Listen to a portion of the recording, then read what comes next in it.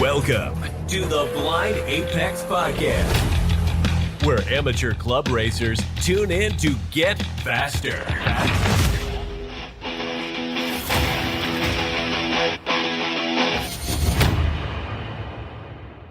Hello and welcome to the Blind Apex Podcast. I'm your host, Khan Jonturk, and on this episode, I want to cover sponsorships. To help me cover this topic is James Ennis from IPG Parts, a longtime supporter of my personal race program. Welcome to the show. Hey, how you doing today? Pleasure to be here. Yeah, great. It's great talking to you. We usually exchange emails, incessantly, but it's good to hear your voice. Yeah, for sure. This topic, I think, is going to be a little. It could get lengthy, but we'll try to keep it concise for folks. But I'm going to assume you're going to get a lot more requests for sponsorships or partnerships. I don't even know how we want to define that. Yeah. As the economy starts to take a turn, I don't know about you because I know where you race and we'll probably get into that. But on our side, even the entry price is up 10, 15, 20% for events. Yep. So everybody's feeling it a little more. So I feel like this topic's going to be pretty well listened to. Yeah, for sure. To kick this off, why don't you give us a little background on yourself and starting your company, and how you see the space that you're in right now. Yeah, for sure.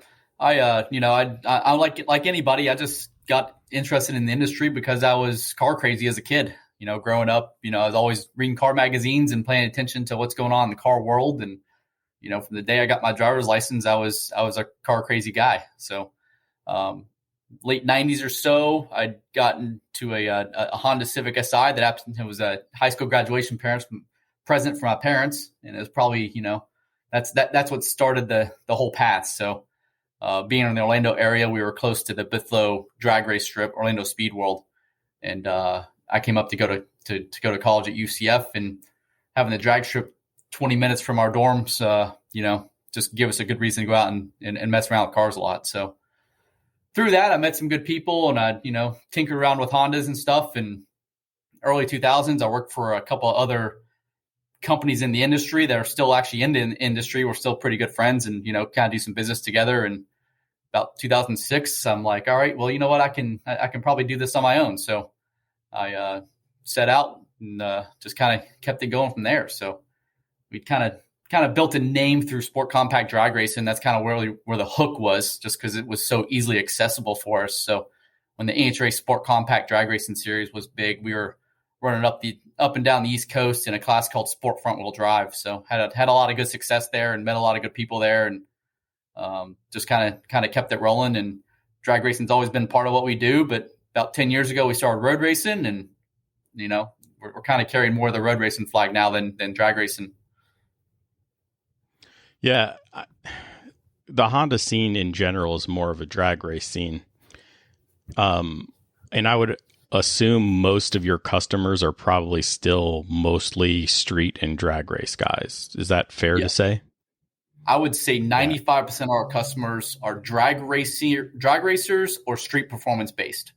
Our business mainly revolves around engine parts. That's a lot of what we do. So we're doing a lot of valve train, doing a lot of camshafts, doing a lot of pistons and rods, bearings and gaskets, transmission parts. So that's kind of where we streamlined as far as the business. It's kind of what we've always been interested in is the stuff to make horsepower, or the stuff to go racing with. So that's predominantly where our market is that street performance guy that's wanting to build, some sort of hot naturally aspirated motor, or, some sort of 500 or 600 horsepower, turbo engine for his Civic. Yeah. I know even before we started working together on my race program, you were my go-to for all ARP bolts. Anything I needed for ARP, I was coming to you. We do a lot. We do a lot with ARP.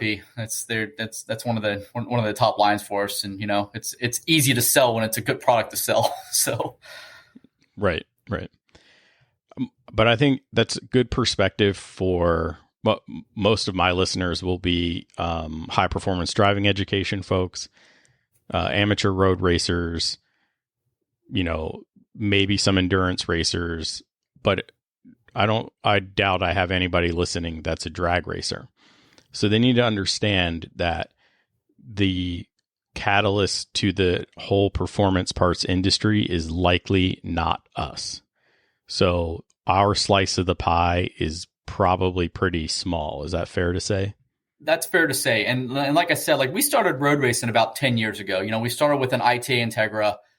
We had a, STL, EP3 Civic SI. We've had all sorts of stuff coming and going over the years.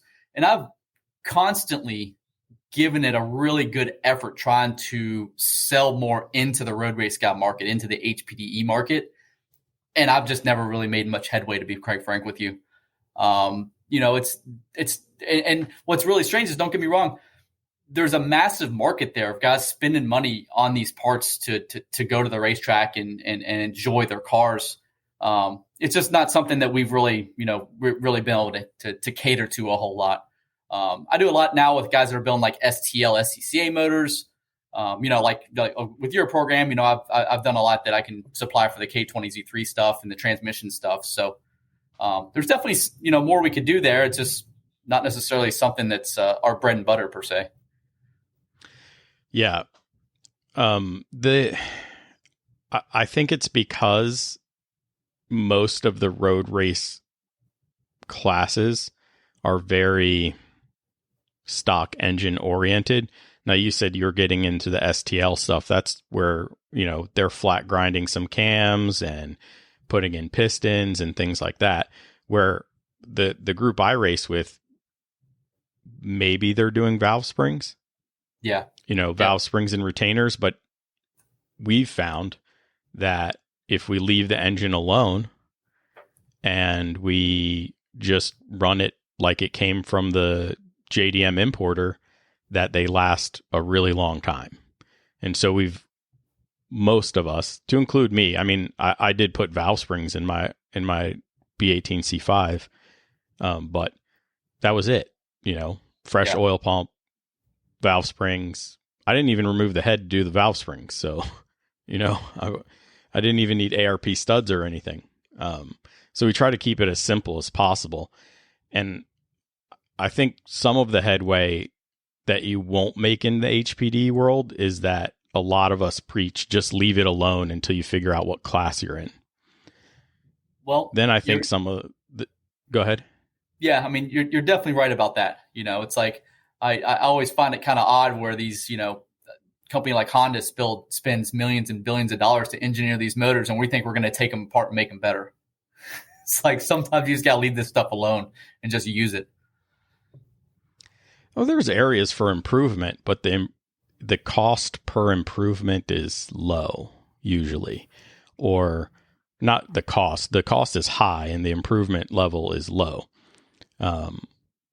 Say for my motor, I want to flatten my curve and I want to make that flat curve longer. Well, I've got to do a couple of things, but the cost is probably prohibitive for picking up, say, 600 RPM of flat power. Is it worth it? Probably not. So I'll probably leave it alone. Yeah. And not wrestle with the engine.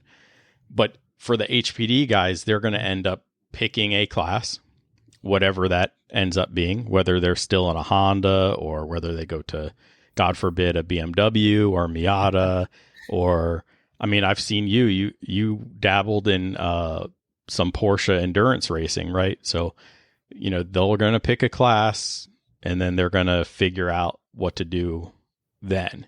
But I feel like the engine building stuff, maybe the guys I race with, we're fine with that. We'll pop our heads, we'll do oil pumps and things like that, but not everyone is comfortable really building their motors. And I think for road racing, so I think they would prefer a shop to do it. Yeah, for sure. So are you Well, you have a collection of Hondas, and you seem to always be posting and collecting more. But are you still going to run your Type R in STL? So the Type R is basically a long-term ownership car of mine. It's the car I've always wanted to build, since I got into this stuff, and I'm lucky enough to be in a position to do it now. Originally, it was built for STL. It will. I keep on tinkering with it, so it will fall into whatever class it falls into when I want to go racing. I don't have any particular plans to run a particular series or particular points championship with it right now. It's just kind of whenever it's together and there's a race around that I want to go run, whatever class it falls into for that event, that's what I'll go run. I ran Sebring this past November with it, and the way it's set up right now, it's an STU car. So is it super competitive in STU? No, not necessarily. But I actually went out on Sunday and won the Sunday sprint race, and it was just a war of attrition. I was able to kind of make it through when some of the quicker guys ahead of me couldn't. So that's kind of my philosophy with that car is I'm just kind of building it for myself. I'm building it the way that I've always wanted to build it. I'm not going to be, handcuffed by a rule set. When it's time to go race it somewhere, I'll race it in whatever class it happens to fall into. Okay. Yeah. I'm a Honda Challenge guy for life, so I don't know if I could operate that way. So I've been trying to race Honda Challenge for 20 years, and when I finally broke into it, I wasn't going to quit. So I'm very open-minded when it comes to this racing stuff. We've chased the points, we've chased the trophies, and at this, I don't have a whole lot of time to commit to it with family obligations and running this business right now. So, if I can get to the track 6 weekends a year, I'm pretty happy. And that 6 weekends is going to be a combination of running my own car, running a street car in HPDE or doing rental seats. I actually just set up a rental seat for Champ Car at Daytona on April 1st in a Miata. Like, I'm super excited to go do it. It's running with a good team, and, it's going to be fun to drive. So I'm just taking the opportunities as they come. Yeah, I mean, if you can take opportunities when they come, you can't ask for much more than that. Some of us want to run our own program and make opportunities happen, but in your line of business, running your own business, if you're in a position to go do it, and if not, you still have to keep the money flowing, right? So, like we all do, but your job's not Monday through Friday, 9 to 5, so it's a little different. I try to be protective of my time, but I understand that's just not reality sometimes when you're running your own business. Yeah, I'm sure it's a challenge. And I think people who send in the sponsorship requests need to understand that. So if you send something into somebody and it's big corporate America, it goes into, I don't want to say a black hole, but they probably get a lot more requests than you do. Now they have more staffing than you do, but you're going to get, I think the ratio is equal, right? So if they have 50 people answering emails about sponsorships and partnerships, and you're the only one making the decision at IPG, then the workload to answer those is about the same, I think. It's a guess. Yeah, I mean, I would think so. It's when you're contacting small businesses, it just becomes more streamlined because there's only so many hands it's going to go through till the decision maker has it on his desk.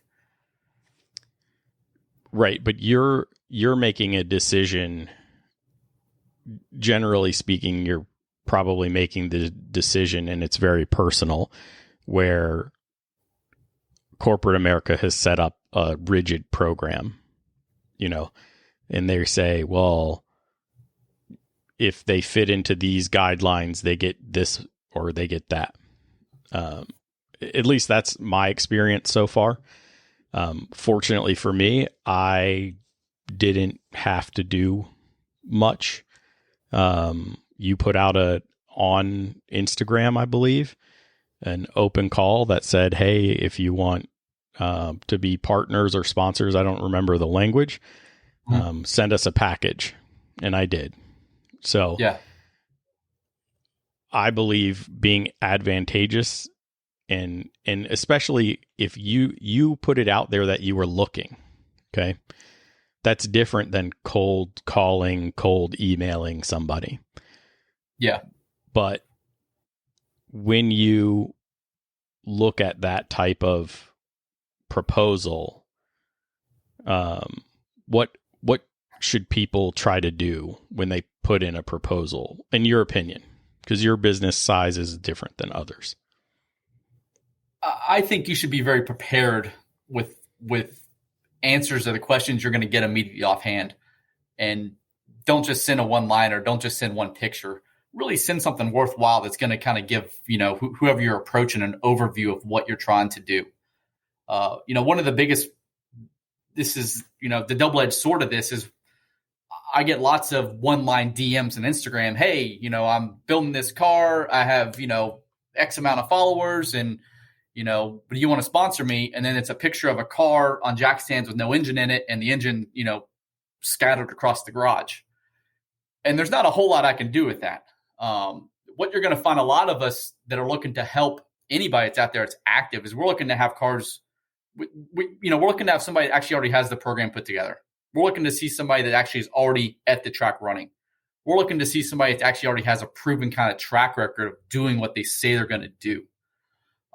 So with that in mind, you kind of got to go through the whole effort of building the car, going to the track and racing on your own.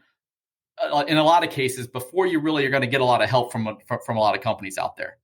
And that's just the unfortunate nature of the beast is, not all of us are going to take a gamble on hopes and dreams.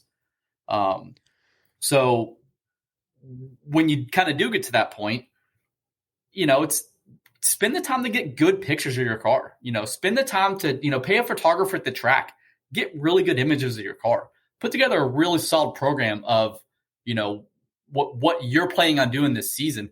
And most importantly, you've really got to pitch and really got to help the company understand how you're going to help them create more sales. That's the answer at the end of the day. How are you going to help create more sales? That's what there's a saying, likes don't pay the bills.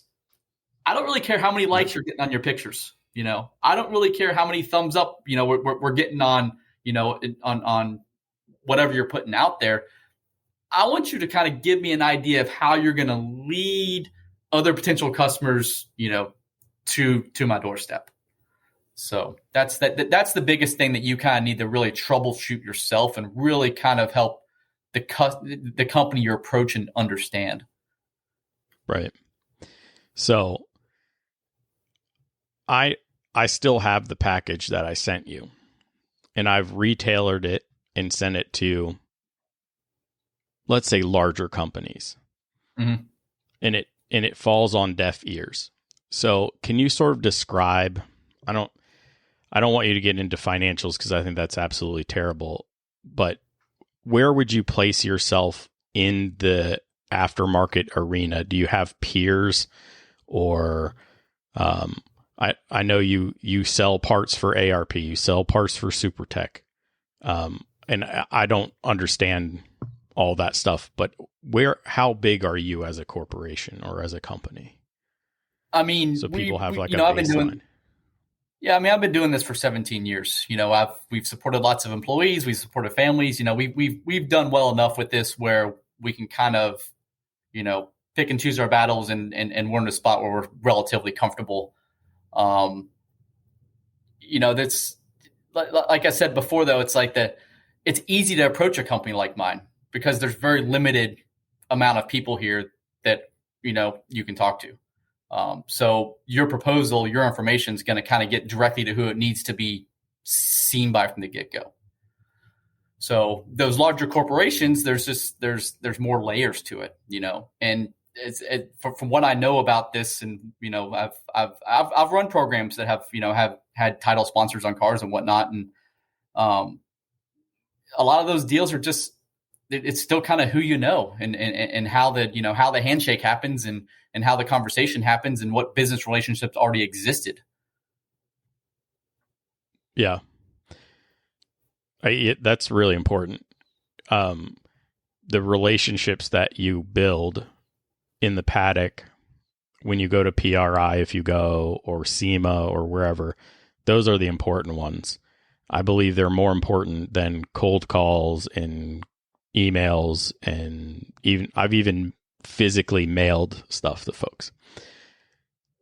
And you said some things earlier about it doesn't matter the number of thumbs up, it doesn't matter the number of followers.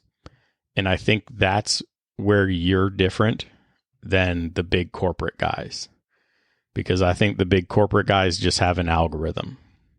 There's like Driven, the oil company, they have an algorithm. If you have enough social media presence, you'll get more than 10% off. If you don't, the basic, you apply and they basically validate that you exist as a human being, 10%, right? And yeah. That's just an example. The Mishimoto has a program it's advertised all over the place. Just apply. So you apply to it, you hit a certain threshold, you get more off, right? I think that's the corporate structure, but to me, there's no support behind it. And that's not as important to me as my partnership with you. Now, I can tell you right now, I don't know how I produce more sales for you. Outside of you saved Christopher Michael's butt a couple of years ago at Daytona when he needed a clutch and all this other stuff done. Yeah. But, I honestly, I just try. You know, I'm going to promote you as much as I can. I'm going to be as appreciative as I can of the support, but I couldn't give you tangible numbers. I couldn't tell you by me doing XYZ or running the car that you're going to get extra sales in this much. So I think there's still a relationship, a tangibility, a way you present yourself. And like you said, you want good pictures. I pay for pictures every event. You know, if you ever need pictures, just ask. I can send you hundreds because I pay for them every event, you know. That's one of the easiest ways to get your foot in anybody's door is bring them as much valuable content that they can use as possible. Because that's ultimately what everybody's looking for nowadays is what sort of Instagram or Facebook or video content, what's new and fresh and different that I can put out there. It's all the creative side of things. That's where it's at. Getting back to your point about, you kind of not understanding how the sales, are funneled in the IPG. Well, first of all, none of these sponsorships, nobody can pinpoint how the sales are ever driven anyway. It's all, just on good faith and gut feeling as far as where you think the sales are coming from and how they're being created. I absolutely talk with people in your region that are racing. We've always had a decent kind of foothold on some of the guys up in your area. So tracking that stuff, it's the $1 million question. All these companies, nobody can really track that stuff. It's just a matter of kind of being consistent with the message and consistent with the images and consistent with with the logo stuff. Just trying to keep in the back of everybody's mind as a just in case. Somebody needs to get a hold of you. Yeah. And so this is where I come up with, and I think it's in our email because I email you at the end of every season. I tell you what's been going on, what my plans are. And I ask, do you want to continue for the next season, essentially?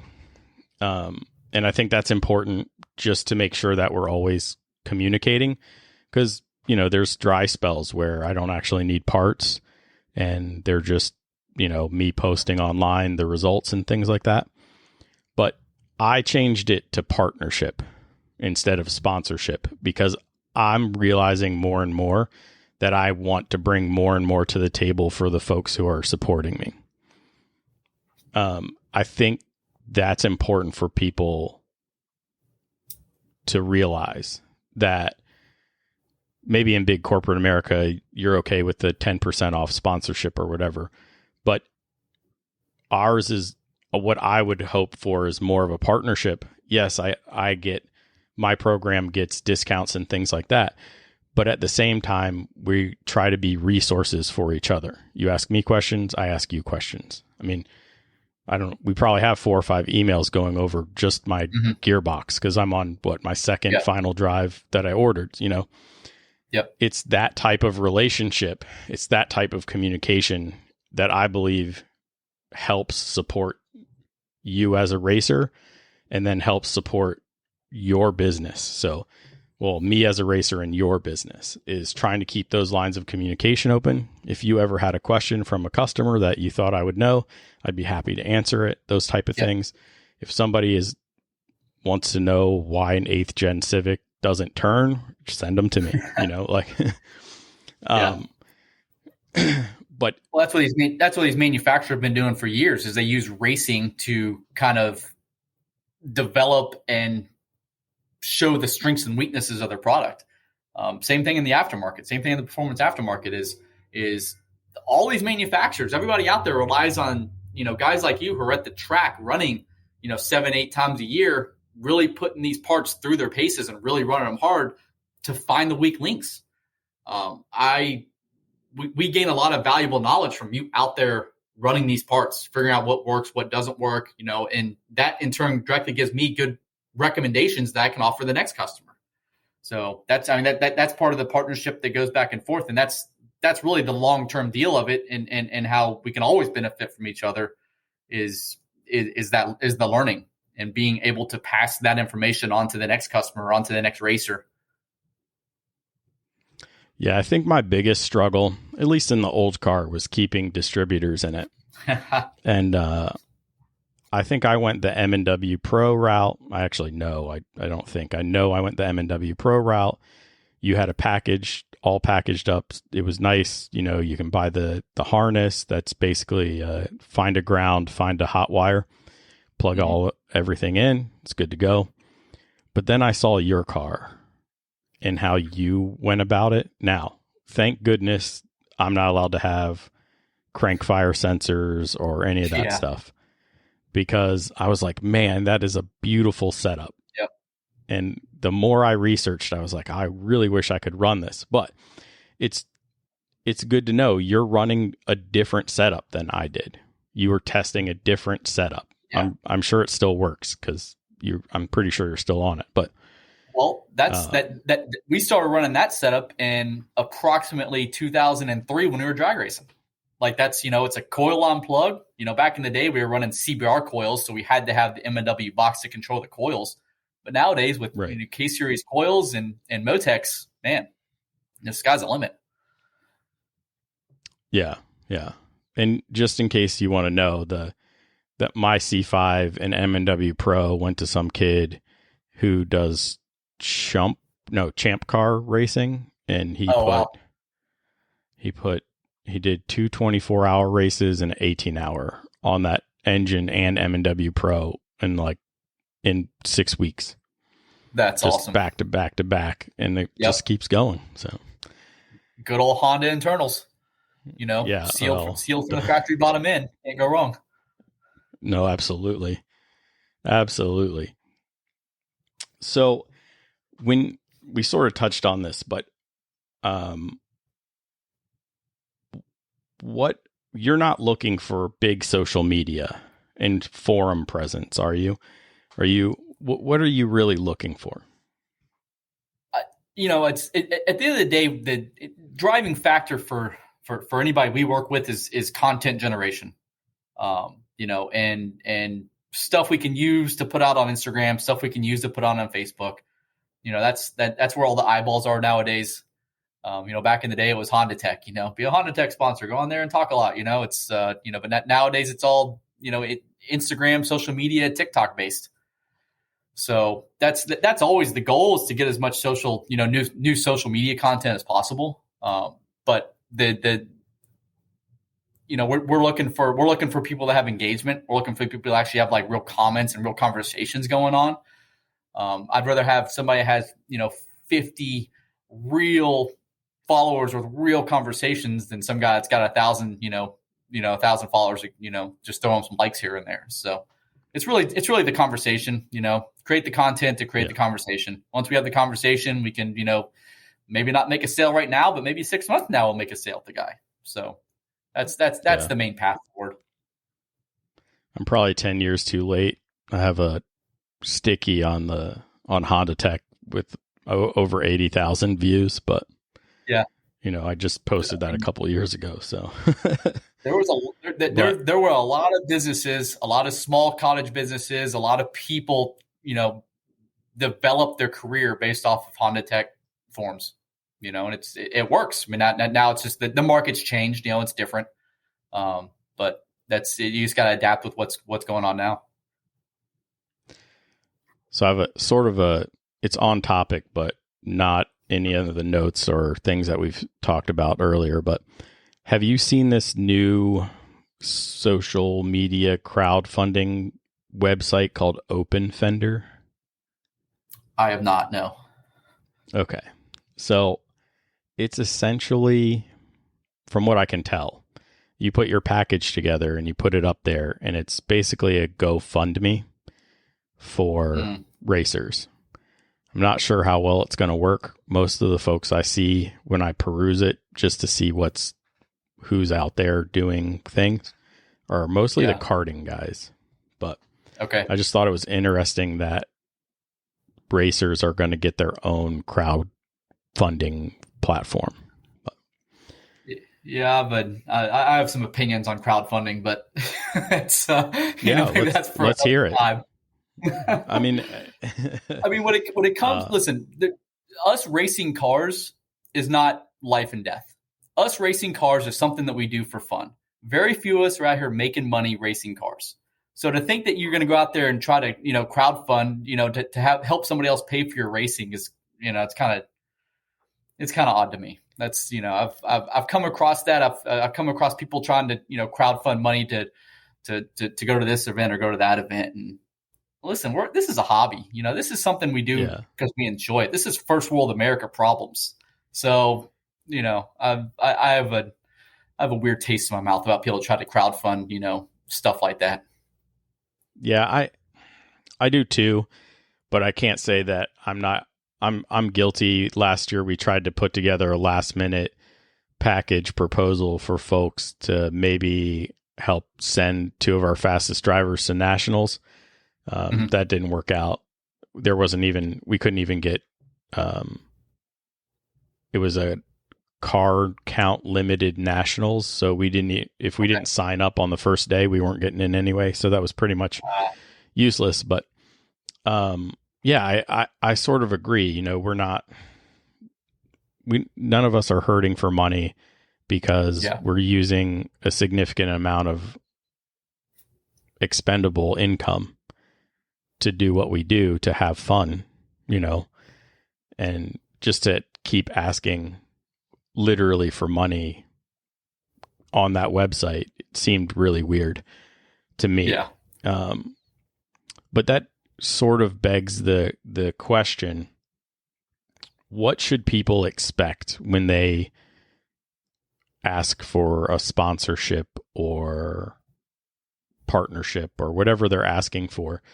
I mean, I'm assuming they're going to spell out what they want, but help us understand what to actually expect. Yeah, I would go into it with some idea of what you want out of the company that you're approaching. Whether it be a manufacturer of fluids or manufacturer of product, or in my case, like I'm a reseller of other companies' products. So a lot of the times you're going to, be approaching that company because you're looking to get certain products that you need for your car to begin with. It's going to be easiest for most of these companies to give you products or give you some sort of discount on products. That's going to be the easiest way to get a yes out of most of these companies. I've got people I work with that, I've paid race entry fees for. I've got, some drag racers that, I've kind of given a monthly, cash allowance that they can put towards parts. It's really kind of dependent case by case basis. But I would absolutely have an idea of what you want from that company, because they're going to ask you. If you don't have an answer, they're going to feel like you're not prepared. So, a Driven, for instance, a fluid-based company, shoot for the moon. Be like, listen, man, I'm going to go through about 8 oil changes this year. I need, I'm going to go through about 6 transmission fluid changes this year. I'm like, I want X amount. Worst they're going to say is no. If you can strike up the conversation and get it going, at least you can get a little back and forth going. A company like mine is like, for me, it's easy. It's my easiest way to help any racer out is discounts on parts. Just flat out is. It's most likely it's going to be stuff that you're buying already. Like I said, there are situations when, there's some big races coming around where I've bought tech cards and, I've helped people, just cash payouts for entry fees. Cash is hard to come by. Most companies aren't going to want to part with their cash to help you go racing, but the product side of things, the discount side of things, that's definitely something you can pursue. I haven't got into this much. I see it working with other companies. But, even some of these companies are giving these drivers and these teams discount codes where, go to so-and-so's website, use my discount code, so whatever retail customer out there is getting a discount on the product. And at the same time, then the driver will get a kickback, a portion of the sales. It's probably not a bad idea. It's difficult. It's difficult to say how much money any of those people are earning doing that stuff. But, again, not a bad idea, not a bad way to think about how to do this. So really it's kind of a matter of putting pen to paper and saying, what can this company offer me that I think would help me race for the next 12 months? Right. Yeah.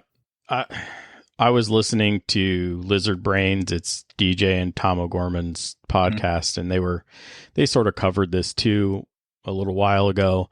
And even someone as popular as Tom O'Gorman, someone who's as accomplished as he is, he even was saying, never expect cash.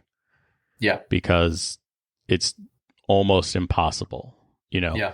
Now, especially in our arena, and I want to go back to, we're that 5% of your sales. So the cash part from there is very low, whereas I'm sure you were more apt to pay entry fees for a drag racer than you were for a road racer, just because of the portion of sales, that kind of thing. So everybody has to keep everything in perspective. And I think they really have to try hard to put a concise package together anytime they approach anyone. So being prepared ahead of time goes a long way. It gives you a much more professional looking image. The company you're approaching thinks you're actually taking this seriously and not just, sitting on Instagram at 11 o'clock at night, firing off these, want to sponsor me messages. We live in a wonderful time where we all carry a supercomputer in our pocket. The sky's a limit. If you want to put the effort and the time in to do it, the opportunities are there, but you got to put the time and the effort in to do it. And I think that's where a lot of this falls short. Is I could write somebody a roadmap right now, what I would do to put together, starting right now, what I would do to put together a program for 2024, where I think I could probably bring in a decent amount of help to run that program. Probably 95% of it would quit doing the program by April. It's like these people are short-term memory. So you really got to be consistent with it. You really got to think long-term. I listened to the race program podcast you did, and it's the same thing. It's like, have your checklist, this is what I'm going to do on Tuesday. This is what I'm going to do, next week, with the idea of helping that partner, helping that sponsor, helping, that company see why you're of value to them. Yeah, it's pretty important to bring value. It's of the utmost important to bring value, but to even crack into the market and to even get the ball rolling for a discount, you have to put in more work than most people are willing to do. Growing your social media presence isn't easy. It's not easy. Learning. And it takes time and commitment, and most people aren't willing to really stick it out. They give it a good 4-week run. And they're like, this is too much work. I'm going to move on. No, but you were right in that you need to go, okay, well, I know somebody who's doing this. Okay. He was a rookie last year. He's doing really well, getting his program together. He's working on a challenging vehicle, not because the platform is challenging, just his particular vehicle is a little challenging, but he still works hard to make the right kind of content that I think would help somebody. Now, will he get the right type of finishes to get the right kind of publicity? Who knows? But he's working at it. He's working every day. And the race program part, that episode didn't really discuss this part of it. Mm-hmm. The working to formalize your program to reach partners and sponsors. That's sort of advanced level as far as I'm concerned, where you're so organized, rigid with your time. I'm going to have a product that comes out on Tuesdays and Thursdays and Saturdays or whenever to grow my brand, my personal brand, to make that brand worth something to a partner or sponsor. And there's a lot in that if you're not mastering the basics of your regular race program, you're never going to be able to do that. And then you're never going to stick with it, even if you try. Like you said, 4 weeks. 4 weeks is a long time. Yeah. It's a really long time. I started this podcast I started recording the end of November, just after Thanksgiving. And it takes work. This is part of my race program because I want to learn. I'm learning. Every interview I have, I learn. And I hope everybody else is learning.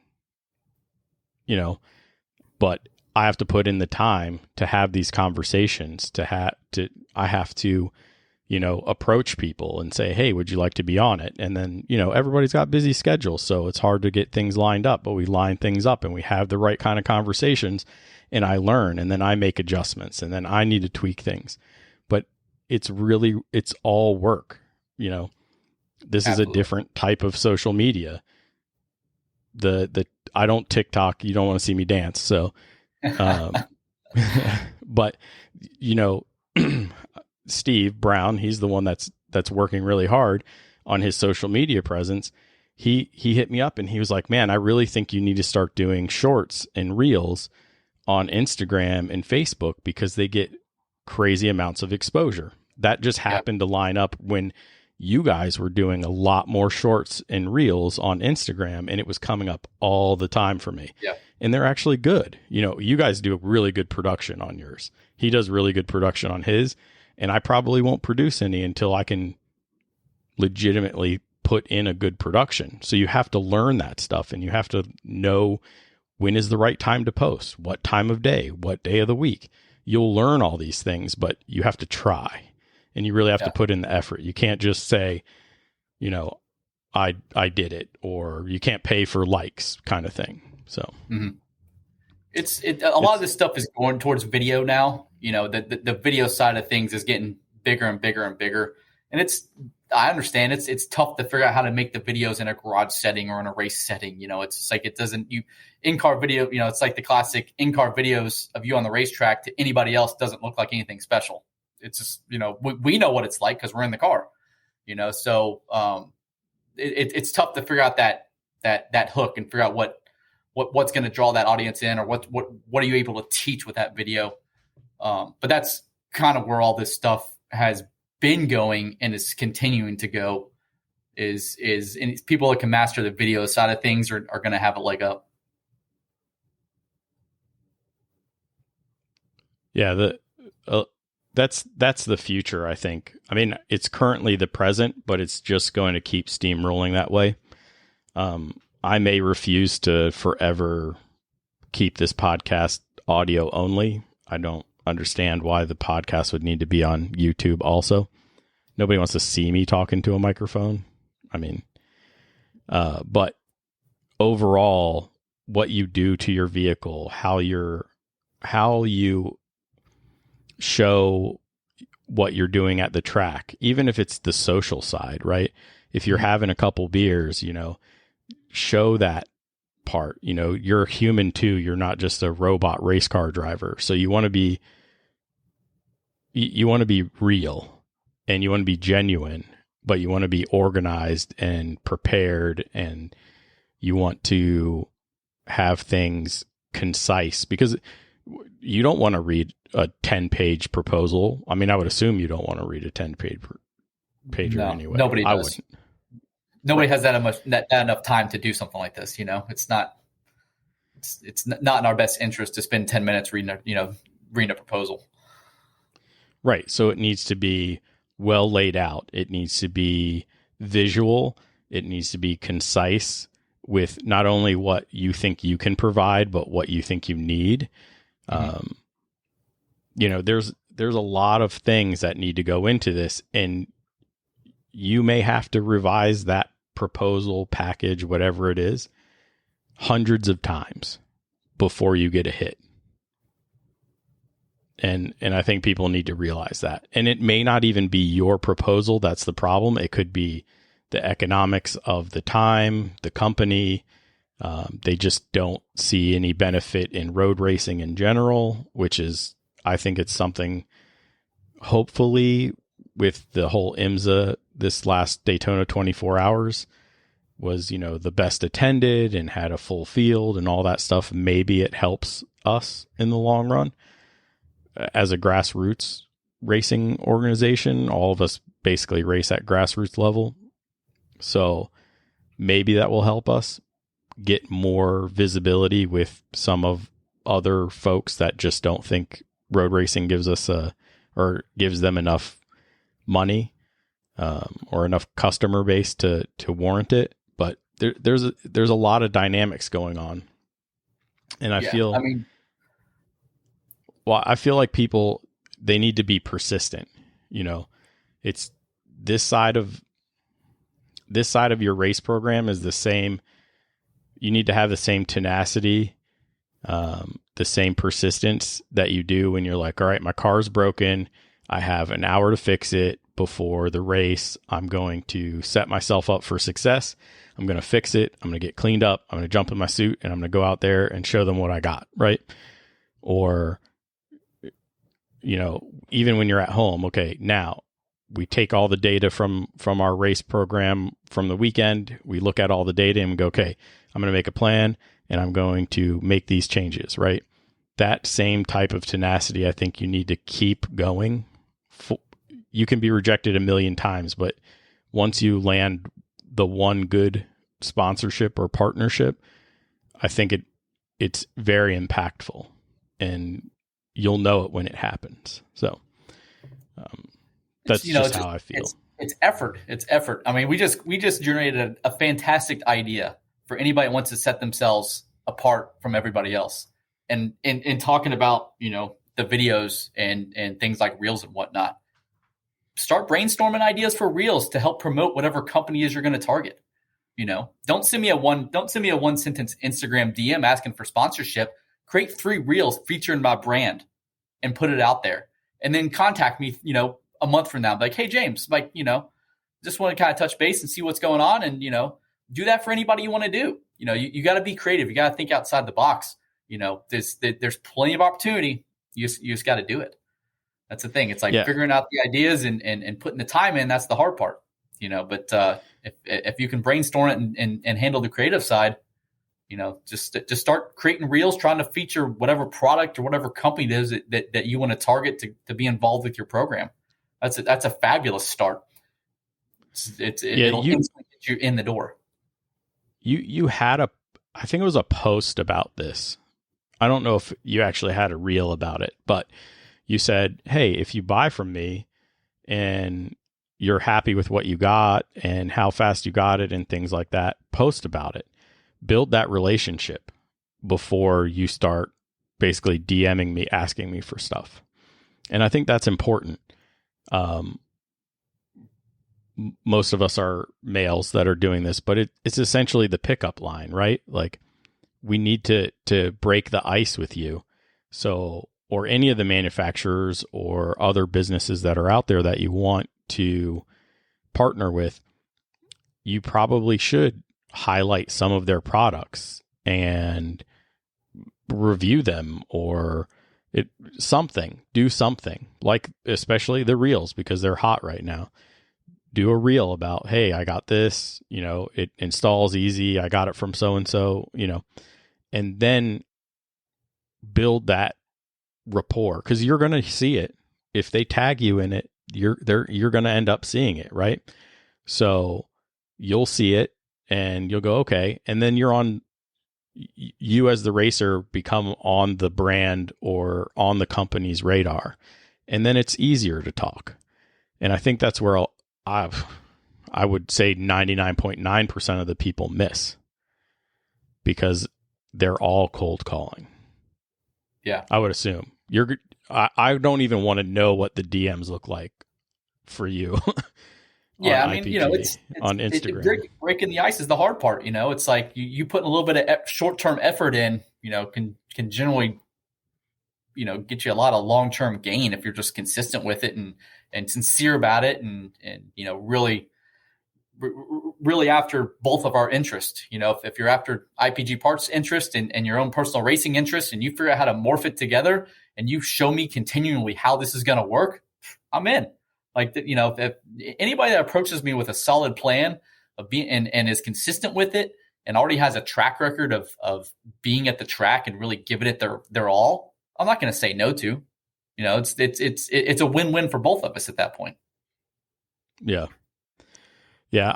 I'll be the first to apologize this off season, because I literally have nothing to do to my car. I mean, I'm changing the final drive, but for the first off season ever, I don't have much to do. And it's kind of a relief. Yes, it's always the goal, but it makes content for you guys really hard. So I apologize on that. Do you have any other ways to folks can improve their packages or set themselves apart? But here's one, because I was warned about it when I started racing, that, if you get a sponsor, they may want something from you. So I don't know. And to be honest, I almost every time I'm close to MIR. So every time you guys were coming up to run at MIR for the import stuff, I was going to bring my car, but every time it was broken. But I don't know. Should people expect that type of tit for tat coming from a company? Hey, can I get your car at SEMA or P? Would you? Yeah, I need your car in my booth, kind of thing. Do you think I've had cars in booths at PRI locally when I was in Orlando, and that's ease of use, no problem at all. But generally, that's negotiable. A lot of people, you want your car in PRI's booth, and generally that manufacturer will help you get it there if they care enough about it. I've got friends that have had vehicles at PRI booths in Indianapolis, and the manufacturers that are involved with it want it there enough and understand the value of it enough that they're going to help you get there somehow. So it's that's the going both ways thing about this stuff is on the racer side of things, like, you need to understand that your goal is to generate sales. However that happens, your ultimate goal is to generate sales for that company, whether it be through attention, whether it be through referrals, whatever that may be. So the idea of any company wanting to work with you and have your car in the booth, one, take that as a point of pride, because you actually built something and did something worthwhile. So do what you can to make it happen, because once your car's there, you don't know what other conversations you're going to strike up as well. If you're good enough to be in whatever booth it may be in, you're gonna have a way easier in to anybody else you want to talk to. Right. So I mean, there's local Honda dealerships that this is a great idea. I haven't done it yet. This is another great idea for somebody. If you actually have a car that's presentable and nice and well put together, call your local Honda and Acura dealerships. Assuming you're racing a Honda Acura. If it's a Nissan, call Nissan. But and be like, hey, are you interested in having my car up at your, in your warehouse, in your showroom on Saturday and Sunday of this weekend? They may say yes, they may say no. It's worth the phone call. If you can get that car there, that just opens up another opportunity where, okay, well, now I can maybe work with this dealership, for OEM parts, if you're not already working with them for your OEM parts. So right. There's loads of ideas out there. Paging Ryan Bradfield. I don't know if you've seen his build, but it's wild. Yeah, absolutely. Yep, absolutely. He's always been meticulous, so it's going to come out, and when it's done, it's going to be amazing. So yeah, absolutely. Yeah, my wife still goes, "Why isn't your car as clean as Ryan's?" I'm like, because I have to pull the engine and transmission. I'm not washing it right now. No, the inside. Like, yeah, he does a great job. Race cars get beat up pretty fast when you're actually racing them. They're awesome when they're brand new, but man, they can take a beating pretty fast. Ryan's Type R was so clean. I swear he was painting the floor in between races. It was so clean all the time. So, and he's not one to halfway fix something. So, I think that would be a good thing for him to try locally to him. So, yep. Yeah, there's loads of opportunities. It's just like the sky's the limit. Like I said, it's like you just gotta put the effort in. Be creative. Think different. Good images, good video, good content. Don't be afraid to pick up the phone. Don't send an email. Pick up the phone and then send an email. After you've kind of talking, right? After you've had a conversation with somebody, right? One of the other things I want to know from you is, do you care if people post, say, political things on their social media and car things? Personally, I don't really care. I mean, everybody's got different viewpoints in this world. And if you can't accept that, then in general, whoever's going to argue about that's not really somebody that's going to be a customer of mine anyways, if you're not open-minded enough to kind of understand that the world has different ideas. So, yeah, I just caution folks from maybe presenting the wrong image or being combative. I think you can present your side or your belief, but being combative, I think getting your 2 or 3 day ban on Facebook is probably not a good idea. Yeah. Being argumentative is not a very good look for anybody. The internet's a funny place, and people that like to argue on the internet generally are not somebody I really want to pursue too much. Not somebody I want to be associated with too much. But being respectfully opinionated, nobody's ever going to say anything bad about that. Everybody's got their own ideas. Yeah. No, I agree. I think some people step in it too deep and then wonder why they're not getting any traction. So there's something I tell my children. I have 2 teenage daughters, and I make sure that they understand that anything they post, anything they type, any comment they make, any image, any video, it is out there forever. Yes, you may delete it forever, but it's absolutely been screenshotted. Everybody's got access to it. It still exists. So be very conscious of what you really put out there. This goes for everything. I don't care if it's race car sponsorship or anything, but if you put it out there, it's out there forever. Yes.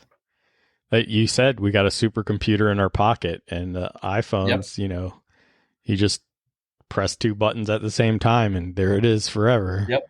Forever.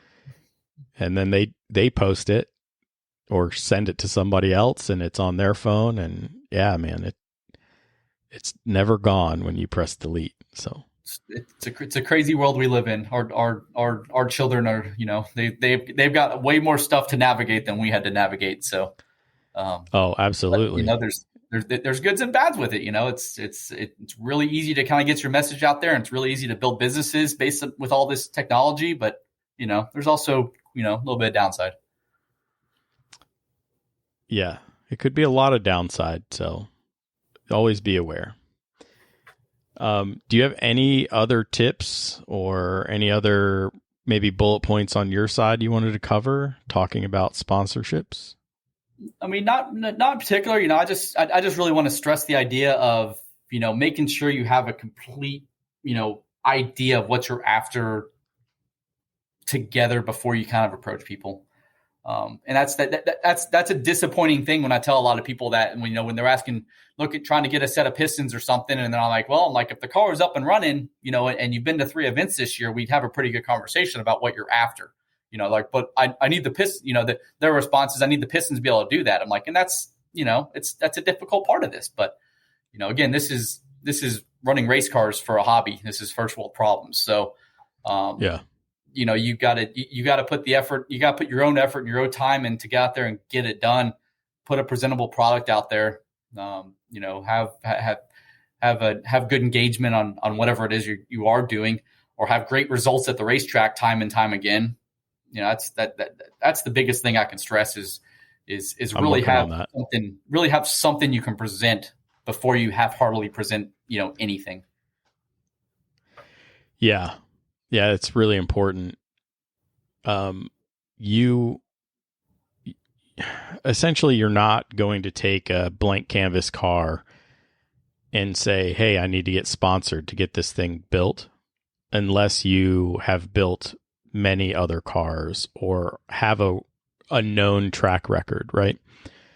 So, for example, we worked together with my EM1. When my EM1 died, I asked you, did you want to partner with the new car? And you said yes.